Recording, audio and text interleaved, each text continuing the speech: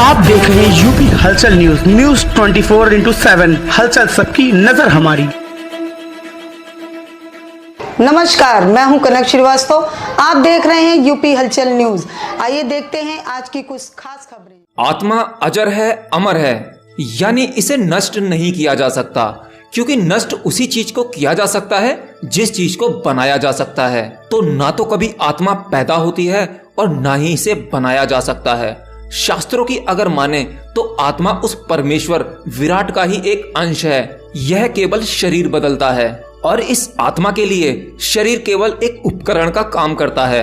हम इंसानों को आत्मा के बारे में जानने के लिए जीवन में एक ना एक बार तो जरूर जिज्ञासा होती है, लेकिन इस आत्मज्ञान को पाने में 99% लोग फेल हो जाते हैं और जो आत्मज्ञान को पा लेते हैं वह मुक्त हो जाते हैं। आत्मा केवल शरीर बदलती है, यह कभी नहीं मरती और ना ही जन्म लेती है। ऐसा श्री कृष्ण भगवान ने भगवत गीता में कई बार कहा है। केवल 1 या 2 धर्मों को छोड़कर दुनिया के सभी धर्म पुनर्जन्म पर यकीन करते हैं। तो क्या आत्मा दूसरा जन्म लेती है? और अगर आत्मा दूसरा जन्म लेती है तो उसकी समय सीमा क्या होती है? वो मरने के कितने समय बाद दूसरा जन्म ले लेती है? शायद आप में से कई लोग इस बात को जानते हों, लेकिन जो लोग नहीं जानते आज उन्हें भी पता लग जाएगा। अब इस पर यकीन करना न करना आपके हाथ में है। वैसे कई बार आत्मा और शरीर पर वैज्ञानिक रिसर्च भी हो चुके हैं, जिसमें कई लोगों ने अपना डेथ एक्सपीरियंस बताया है और जिन लोगों ने डेथ एक्सपीरियंस किया है उन सभी लोगों की बातों में काफी समानता पाई गई है। तो वैज्ञानिक तौर पर साबित होता है कि डेथ एक्सपीरियंस काफी लोगों ने किया है। तो कैसा होता है डेथ एक्सपीरियंस, मैं आपको बताता हूँ।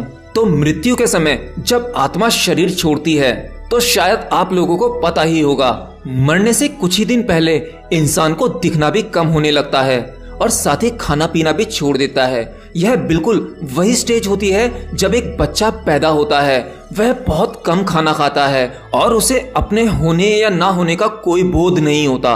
उसी प्रकार मनुष्य के मरते समय उसे भी किसी चीज का बोध नहीं रहता। उसकी आंखों के सामने अंधेरा छाने लगता है।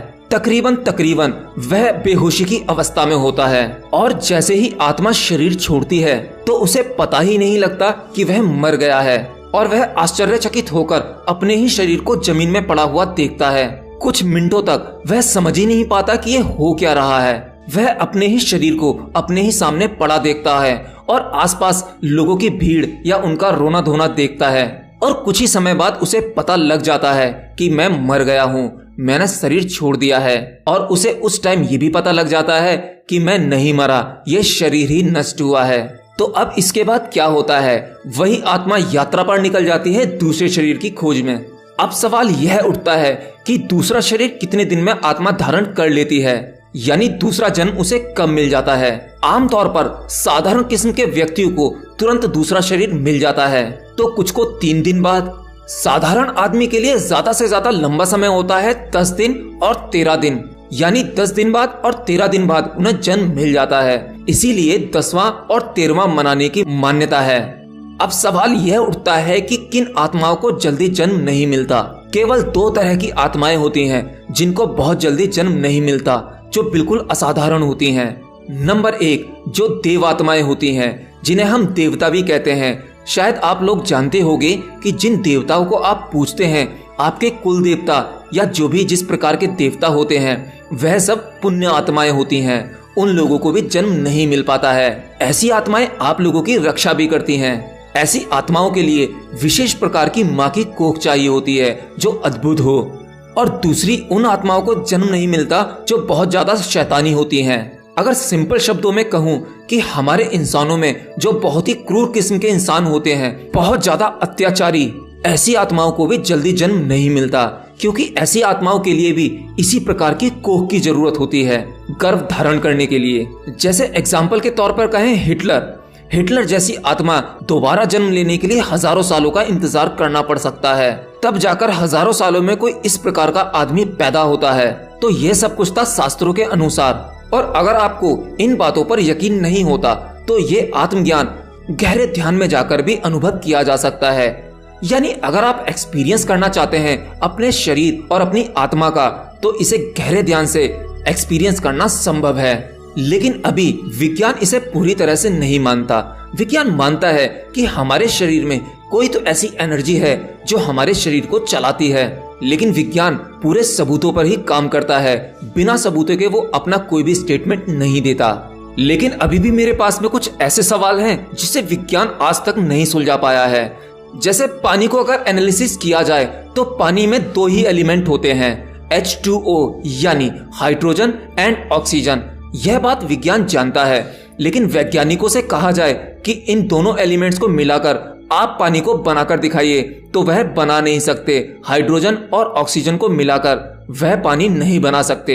यह एक नेचुरल प्रोसेस है जो वैज्ञानिकों की पकड़ में नहीं आ पाया है। दूसरा सवाल, वैज्ञानिक इंसान के दिमाग को खोलकर उसमें सारी चीजें बता सकते हैं, कितने तंतु हैं, किस प्रकार की दिमाग की बनावट है, लेकिन वही वैज्ञानिक इंसान के दिमाग के अंदर स्टोर वह सारी मेमोरीज के बारे में नहीं पढ़ सकते। जबकि हमारे दिमाग में सभी मेमोरीज स्टोर हो जाती हैं, लेकिन उन मेमोरीज को वैज्ञानिक नहीं समझ सकते, यानी वह डाटा दिमाग से नहीं निकाला जा सकता। इस जन्म की तो दूर की बात है, हमारे इस छोटे से दिमाग में हजारों जन्मों की मेमोरीज स्टोर होती है और दिमाग की कैपेसिटी अनलिमिटेड है, यानी कि हमारा यह छोटा सा दिमाग अनलिमिटेड मेमोरी को स्टोर कर सकता है। तीसरा सवाल, हमारा विज्ञान और वैज्ञानिक हार्ट यानी दिल के बारे में भी बहुत कुछ बता सकते हैं, उसका ऑपरेशन कर सकते हैं और साथ ही उनके अंदर क्या क्या चीजें हैं वो सभी हमारा विज्ञान और वैज्ञानिक बता सकते हैं। लेकिन साइंटिस्ट की लैब में जिस हार्ट पर यानी जिस दिल पर वो प्रयोग कर रहे हैं, उस दिल के अंदर यह नहीं बता सकते कि इस दिल में कितना प्यार था और कितनी नफरत थी। यह डॉक्टर्स के हाथ में नहीं आ सकती। वह बता सकते हैं इसके अंदर स्किन है, ब्लड है, या हार्ट के अंदर जो भी फाइबर तंतु होते हैं, वह सब कुछ विज्ञान बता सकता है, लेकिन यह नहीं बता सकता कि इस दिल के अंदर कितनी फीलिंग्स, कितना गुस्सा और कितना प्यार है। यह वैज्ञानिकों की टेबल पर नहीं पता लगाया जा सकता। तो दोस्तों, ऐसे ही बहुत सारे सवाल हैं जिनका जवाब ना तो वैज्ञानिकों के पास है और ना ही हमारे पास, लेकिन हाँ, इनसे एक बात साबित हो जाती है कि ऐसा कुछ है जो इंसान की पकड़ से बहुत दूर है, और यही वो चीजें हैं जो भगवान या ईश्वर पर हमारी आस्था बनाए रखती हैं। तो दोस्तों, बस आज के इस वीडियो में इतना ही। अगर वीडियो अच्छा लगा हो तो लाइक कर देना, ज्यादा से ज्यादा शेयर कर देना, और अगर ये चैनल आप पहली बार देख रहे हो तो हमारे चैनल को सब्सक्राइब भी कर सकते हो, क्योंकि मैं ऐसे ही इंटरेस्टिंग वीडियोस आप लोगों के लिए लाता रहता हूँ। तो मिलते हैं अगले वीडियो में, तब तक के लिए बाय बाय। आप देख रहे हैं यूपी हलचल न्यूज 24/7। हलचल सबकी नजर हमारी।